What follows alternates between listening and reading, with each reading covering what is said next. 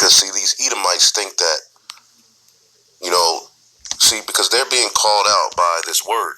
You see, this word, this word is cutting these devils, man. But you notice whenever Esau hears about his wickedness, what's his main comeback, or her main comeback? If you look at your people. Now, I always say this, real quick. I always say this. You could take 3 Israelite children, or I'll say 10 Israelite children. All right, and you can pump them full of poison. You can pump them full of GMOs. You can pump them full of destructive music. You can teach them, all right, a culture that is contrary to who they really are. And those people, those Israelite children will grow up to be terrible people.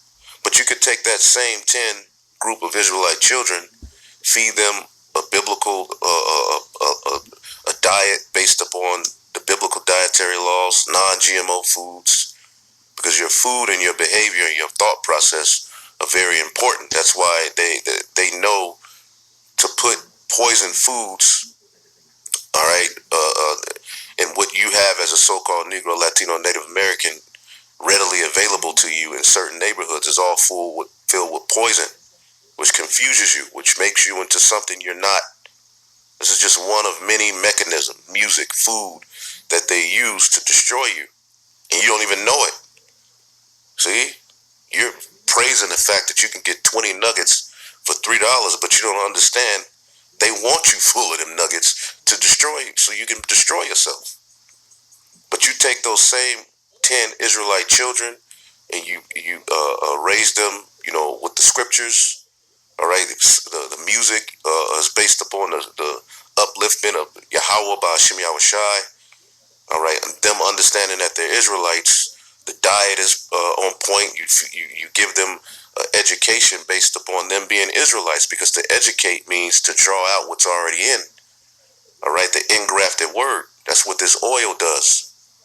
All right, and those same 10 children will be far more better people than the other ones if they were raised contrary. Okay, because why? They would have been cultivated, okay, in their natural way. And that's what culture means, to cultivate. Our people are being cultivated, all right, via wicked practices. And they say it's culture. That's why we say to hell with black culture. Now, this is the book of Habakkuk, chapter 2 and 15. Woe to him that giveth his neighbor drink. All right? You see, that puttest thy bottle to him and makest him drunken also, that thou mayest look upon their nakedness. Now, this can be taken on a carnal sense. All right, you have particular men, all right, and women do this, all right, who, someone who they're with, they put something in their drink, right? And what happens? Or you just force them to, you just get them drunk. And the whole time you have a ulterior motive in your mind so that you can see their nakedness. They get drunk, they start hallucinating, they start bugging out. They fall asleep and you're able to have your way with them. Well, in the spiritual sense, this is what the Edomite has done. Okay? Woe to him. See, you're going to pay for this. See, right now, you don't see, when you see niggas in the videos with dresses on, with their nails painted, okay, rapping about killing and destroying one another, you don't see Amalek. You see niggas. So who's blame? Who's to blame? The people who are, overseas who are looking at this, they're just like, look at these people. All right, but the Amalekite, the 1948er who's responsible, who funds all of this, you don't see his face, right? Well, the Heavenly Father and the angels see you. That's right. The scriptures say, woe to him that giveth his neighbor drink, that puttest thy bottle unto him, that makest him drunken also, that thou mayest look upon their nakedness. Now, nakedness represents what? Sin, being in a sinful state. And the bottle that you've put on us, okay, on our people, is a bottle of confusion, wickedness. Okay? Now, let's get the book of Isaiah 29, drunken but not with wine, and we'll come right back to that.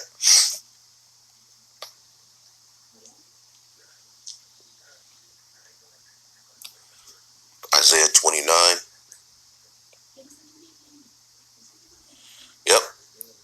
Isaiah 29:9. Stay yourselves and wonder, cry ye out and cry. They are drunken, but not with wine. They stagger, but not with strong drink. Why? Because spiritually they are off. See, this is the true problem with our people, is a spiritual issue. Their spirits are not right with their power. They've been tossed to and fro through all of these lies and a wicked culture that has taught them to be savages and destructive to themselves, to the earth, and not profitable. Okay?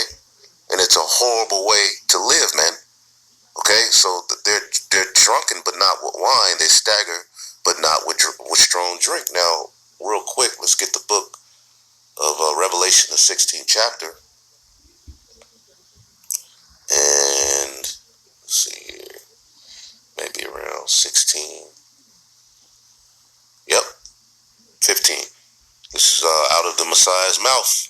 Behold, I come as a thief. Blessed is he that watcheth and keepeth his garments, lest he walk naked and they see his shame. All right, now 2/3 of our people are naked right now. Why? Because they're not covering themselves with a covering of righteousness. You see, as a matter of fact, real quick, we can get the book of Isaiah, the 30th chapter. Salakia. We can get the book of Isaiah, the 30th chapter. And let's read that again. Behold, I come as a thief. And this is what's getting ready to happen on the earth. The Heavenly Father is getting ready to send his son to end all of this wickedness. You see? But when he comes, he won't find faith amongst the 2/3, man. Why? Because they're following in a way that is not of Yahweh Bashem Yahushua. They're still caught up in this madness. They're still believing in Tupac as their prophet. And Tupac is one of the fathers of black culture.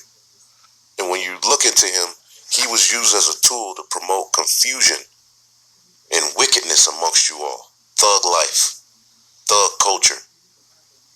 A made-up character. And there's many made-up characters that have been forced down your throat as leaders that have confused you all and made you anti-Messiah. Behold, I come as a thief. Blessed is he that watcheth and keepeth his garments, lest he walk naked and they see his shame. And we're seeing the shame of our people. They're jabbing up. Okay, they're absolutely stupid.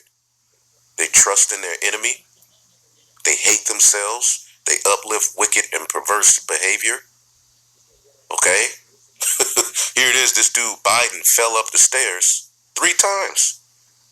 And when you go to particular comment boards, what is so-called black people, I ain't never fell. What's so bad about this?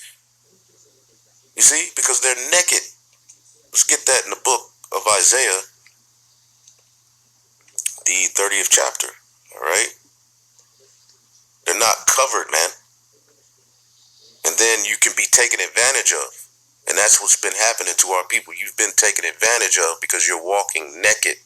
You're exposed. You're not covered.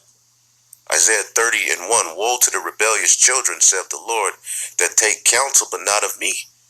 See, the Lord gave you a culture. And this is what the prophets are here to nourish you with through the Spirit. A culture is how you are cultivated. See? And we became a wild olive tree, all right, because we weren't cultivated in the ways of righteousness. Now, all right, we're waking up to who we are, man, and figuring out the natural state we should be in. And only the elect are going to be comforted by this word. Woe to the rebellious children, saith the Lord, that take counsel, but not of me, that cover what they covering, but not of my spirit, that they may add sin unto sin. So they're covering with a covering that is not of the Spirit of the Lord. Therefore, they are naked. Okay, now when you go back to the book of Habakkuk, okay, real quick, and then we'll get a few other precepts. And the scriptures say, woe to you. So you're not going to get away. See, you're not going to get away. Woe unto him that giveth his neighbor drink, that putteth thy bottle unto him, that and makest him drunken, also that thou mayest look upon their nakedness. And that's what's happening. Okay, Esau and the heathen are able to look on our nakedness and make mockery of us, make money off of us, okay, and take advantage of us in a drunken state. All right, nakedness also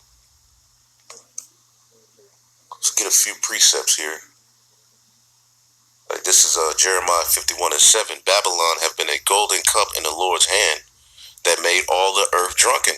And this is how Esau has been able to go throughout the four corners of the earth and break up family structures, turn the men against the women through music, through false news, through propaganda, through enchantments, through false religions, and many more things. He's uprooted the way of life. The Babylon was used as a golden cup, all right, that had wine in it, that made the earth drunken. The nations have drunken of her wine, therefore the nations are mad, and